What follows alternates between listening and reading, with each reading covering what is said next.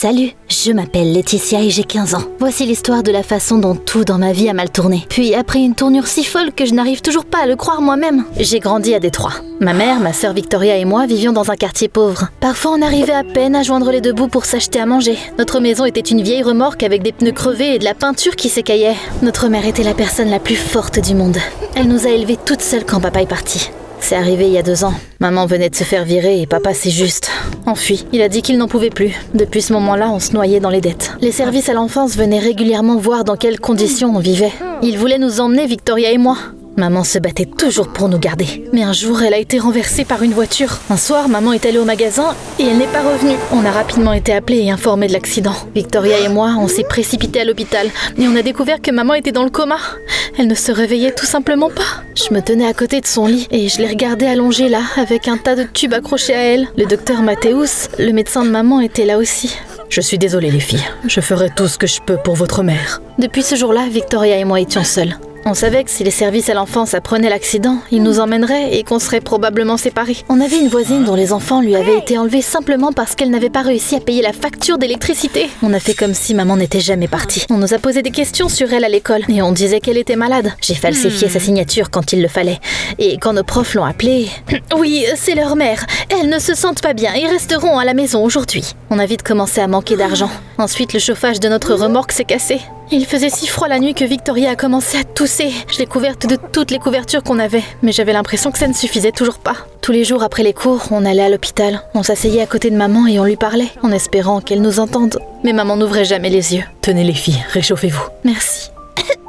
Victoria, tu as attrapé un rhume? Montre-moi ta gorge. Le docteur Mathéus essayait de nous aider. Tous les jours, Victoria toussait de plus en plus fort. J'avais peur qu'elle tombe gravement malade. La seule chose qui nous remontait le moral, c'est Cara Lawrence. C'était une célébrité, une chanteuse, une star de TikTok. Victoria et moi connaissions toutes ses chansons. On les écoutait et on dansait dans notre caravane même quand il n'y avait pas de courant. Si Cara était ma mère, je ne pleurerais jamais. Je ne laisserai personne te faire du mal, je te le promets. Les choses ne pouvaient pas continuer comme ça. C'est pourquoi cette nuit-là, j'ai envoyé un message privé à Cara. Je lui ai tout expliqué. À propos de notre mère, de son accident, des services à l'enfance. J'ai dit que ma sœur et moi avions peur et que je ferais n'importe quoi pour rester avec elle. Je ne savais qu'elle ne verrait probablement jamais mon message, mais j'avais juste besoin de parler à quelqu'un. Et là... Laetitia, Victoria, ouvrez la porte. On vient des services à l'enfance. Maman dort, mais elle est là, tout va bien. On sait que votre mère est à l'hôpital. Vous venez avec nous. Ils nous ont emmenés dans un orphelinat. Je n'ai pas lâché la main de Victoria. Elle tremblait. Je pleurais, mais j'essayais de le cacher. L'orphelinat était horrible. On a été envoyés dans des chambres différentes. Je les ai suppliés de nous laisser au moins dormir ensemble. Vous allez très probablement être adoptés par des familles différentes. Mon cœur s'est brisé en 1000 morceaux. J'ai juré que je ne laisserais pas Victoria souffrir. Puis un jour ordinaire, où j'avais l'impression qu'on n'avait plus aucune chance, quelqu'un est venu à l'orphelinat. C'était Cara Lawrence elle-même. Au début, je pensais que je rêvais. J'ai eu ton message et je ne pouvais pas laisser passer ça. Et tu sais quoi ? Elle nous a accueillis. On est sortis de l'orphelinat et, osant à peine croire à notre chance, on est monté dans sa voiture noire brillante. Et puis, c'était comme si on était dans un film. Non, encore mieux. On nous a donné de nouveaux vêtements. Élégants, stylés, le genre qu'on ne voyait que dans les vidéos ou sur les photos de célébrités. Le lendemain, Cara nous a emmenés dans un énorme studio où elle enregistrait ses chansons. On vivait dans une maison. Pas une remorque, pas un orphelinat, mais une vraie grande maison avec une piscine. Il y avait tellement de nourriture dans le frigo que pour la première fois de ma vie, je ne pensais pas juste à comment économiser de l'argent. On a mangé de la glace et bu du jus qu'on avait vu que dans des pubs avant. Cara nous a emmenés dans des cafés et des concerts. Puis on a même été invités à un talk show. Cara Lawrence a donné un nouveau souffle de vie à ses 2 fans.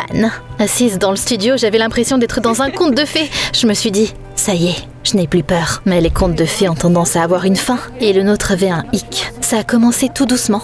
Plus on avançait dans le temps, moins Cara nous parlait. Sauf quand les caméras étaient allumées. Là, elle était en mode « Oh, j'aime tellement mes chères filles ». On nous a appris quoi dire et comment le dire. Par exemple, dites « Quand j'ai rencontré Cara, ma vie a changé pour toujours. Pleure, mais n'exagère pas, tu dois être encore belle. » Dès qu'on avait fini de filmer, Cara partait. Je suis occupée. La gouvernante s'occupait de nous à la place. Elle était gentille, mais c'était quand même une inconnue pour nous. On était assis sur le canapé immense et on regardait la télé. Puis Victoria est entrée accidentellement dans le bureau de Cara en cherchant des caramels. Au lieu de ça, elle a trouvé des papiers avec des chiffres, des graphiques et des tableaux dessus. Les vidéos avec les filles obtiennent le plus de vues. On doit continuer à en faire avec elles tant que ça fonctionne. J'ai regardé Victoria et j'ai vu dans ses yeux qu'elle se sentait trahie, comme moi. Je ne voyais plus Cara comme notre sauveuse miracle. Elle nous utilisait juste pour avoir l'air gentille et avoir plus de vues. Je voulais lui parler, mais elle était toujours occupée. Le matin, elle allait à des séances photos. Ensuite, elle avait des interviews l'après-midi. Et à la fin de journée, elle filmait encore des vidéos. À chaque fois, Kara nous faisait des câlins devant la caméra, puis elle disparaissait. Et puis, Victoria a disparu. Je me suis réveillée et son lit était vide. Kara ne rentrait à la maison que le soir. J'ai couru vers elle. Où est Victoria ? Je l'ai renvoyée. Oh, c'est trop dur d'élever 2 enfants. D'ailleurs, Victoria n'arrêtait pas de pleurer et elle refusait de m'appeler maman. Elle ruinait mes vidéos. Toi, par contre, je t'adopterai. Le monde est devenu flou. Quoi ? Tu ne peux pas juste... Mon cœur battait dans ma poitrine comme de la grêle sur le toit d'une remorque. Elle s'était débarrassée de Victoria, juste comme ça, comme si c'était un accessoire. C'est là que j'ai compris. C'était pas un conte de fées, c'était un cauchemar enveloppé de paillettes. Je devais trouver Victoria. Je me suis précipitée hors de la maison sans rien prendre, pas même mon téléphone. J'ai juste couru. D'abord, je suis allée à l'orphelinat. Je pensais que ma sœur avait été renvoyée là-bas. Où est ma sœur ? Est-ce qu'elle est là ? Non. Comment t'es arrivée ici de toute façon ? Kara à ta garde. Il a tout de suite attrapé son téléphone. Allô, mademoiselle Laurence. Oui, la fugueuse est là. Je suis sortie de l'orphelinat prenant mes jambes à mon cou. J'avais peur, mais je savais aussi où je pouvais retrouver Victoria. Dans notre vieille caravane. Me cachant des passants, je me suis frayé un chemin entre les maisons. Et je me suis finalement retrouvée devant l'épave sale mais familière. Victoria ? Silence total. Mais j'ai entendu des voix. On aurait dit celles de nos voisins. Quelqu'un est entré par effraction dans cette caravane. Appelle la police ! J'ai sauté par la fenêtre. Après ça, tout était flou. J'ai couru dans les allées, les gens me regardaient fixement. Et certains d'entre eux m'ont filmé sur leur téléphone. Ah, c'est elle, la fille adoptive de Kara. J'ai pensé à un autre endroit. C'était mon dernier espoir. Victoria était peut-être partie voir notre père. On ne l'avait pas vu depuis longtemps, mais je suis quand même allée à son appartement. Mais quand j'ai sonné à la porte... Qu'est-ce que tu fais ici ? Victoria, elle est là ? Non, et ne fais pas de scène, tu m'entends ? J'ai une nouvelle famille. Elle a disparu. Kara l'a mise à la porte. Je sais pas où est Victoria. C'est pas mon problème. Qu'est-ce que tu veux ? Il a sorti son téléphone. Je vais appeler les services à l'enfance. Ils te ramèneront quel culot. Oh. Je me suis enfuie avant qu'il puisse faire ça. Quelqu'un me suivait. Je pouvais sentir son regard sur moi. Il n'était jamais loin. Je me suis cachée dans le métro. Les gens passaient à côté de moi. Personne ne faisait attention à moi. J'ai trouvé quelques pièces dans ma poche, mais ça ne suffisait pas pour m'acheter à manger. J'étais épuisée. Oh, ma tête bourdonnait. J'ai pris mes genoux dans mes bras et je me suis assise comme ça jusqu'à ce que le monde commence à s'estomper devant mes yeux. J'avais l'impression de flotter. J'ai perdu conscience. J'avais l'impression de rêver. Là, j'ai entendu une voix familière. Laetitia, c'est toi ? J'ai ouvert les yeux. Le docteur Mathéus se penchait sur moi. Ça va ? Victoria, où elle est ? Il m'a pris et m'a porté jusqu'à sa voiture. On s'est arrêté dans un café et il m'a acheté du poulet et du riz. C'est bon, tu n'es plus seule. Il m'a emmenée à l'hôpital où était maman. J'ai marché dans le couloir hébété. Mathéus a ouvert la porte de la salle de maman et j'ai vu... Laetitia ! Pourquoi t'es partie ? Je ne suis pas partie. Ils m'ont juste ramenée ici. J'ai continué à attendre. On s'est assises par terre, près du lit de maman. Le docteur Mathéus nous a regardés. Écoute, je ne sais pas ce qui va se passer maintenant, mais vous pouvez rester avec moi jusqu'à ce que votre mère se réveille. J'ai de la place. Vraiment ?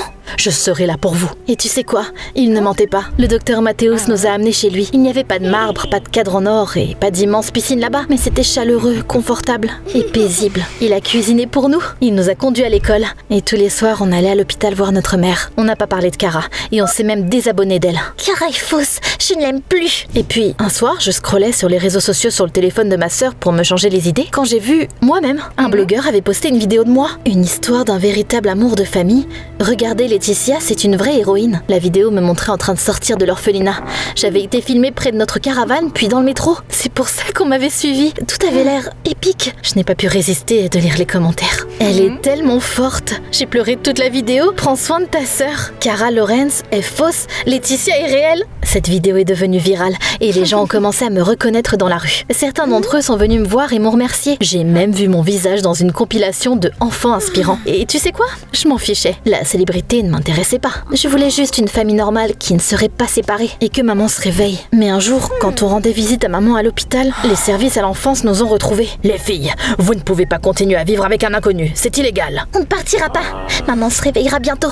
Vous venez avec nous. Désolée. Maman, s'il te plaît.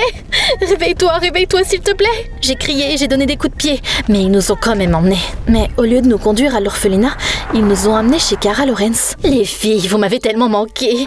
Bienvenue à la maison. On s'est figé. Tu nous as ramenés ? Bien sûr, vous êtes ma famille.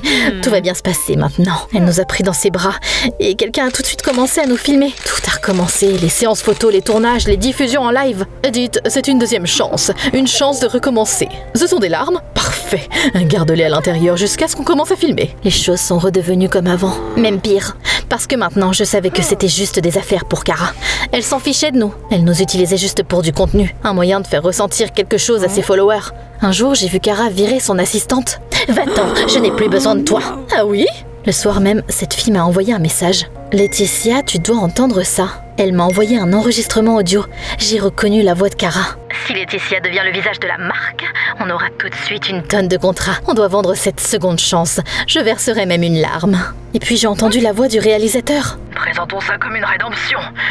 Une star altruiste donne aux enfants la chance de leur vie. » Ça ne s'est pas arrêté là. Utilisons les deux. Une émission en direct, un faux discours, quelques larmes, et tout le monde pleurera. Je tremblais. Elle m'a fait bouillir de rage. On nous vendait encore, mais t'imagines ça? Mais cette fois, je n'allais pas rester sans rien faire. Le lendemain, on était censé apparaître dans une émission en direct avec Kara. Maquillage, lumière, studio immense, d'énormes sourires. La caméra était allumée. Bonjour mes petites stars. Cette journée est très spéciale pour nous. J'ai quelque chose d'important à dire.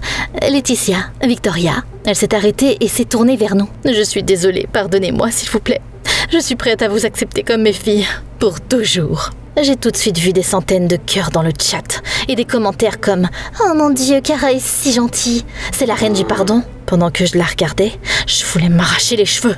Tu sais, Kara, t'es une super actrice, mais les gens méritent de connaître la vérité. J'ai allumé l'enregistrement que j'avais reçu la veille. Utilisons les deux, une émission en direct, un faux discours, quelques larmes, et tout le monde pleurera. Le chat des viewers a explosé, et les commentaires se sont immédiatement énervés. Kara les a utilisés? Faux? Kara est une hypocrite? La superstar arrogante est devenue pâle. Tu ne sais pas ce que tu fais? Oh, je sais exactement ce que je fais. J'ai regardé directement dans la caméra. Kara ne nous a pas sauvés, elle nous a achetés pour avoir l'air gentille et avoir des vues. Quand les caméras se sont éteintes, elle ne souriait plus. Sortez, toutes les deux. T'es tellement idiote, mais merci pour les tenues. On est parti et on est allé dehors, seul, la nuit. Sans possession, sans téléphone, sans argent. Il a commencé à neiger et on s'est caché sous un haut vent dans une ruelle. J'ai essayé de couvrir Victoria avec des boîtes en carton. Elle toussait énormément. C'est bon, reste forte, on trouvera quelque chose. Mais pour être honnête, je ne savais pas quoi faire. Puis j'ai vu des phares. Une voiture s'est arrêtée près de nous. Quelqu'un en est sorti. J'avais l'impression de voir de la chaleur personnifiée. Laetitia, Victoria? C'était le docteur Mathéus.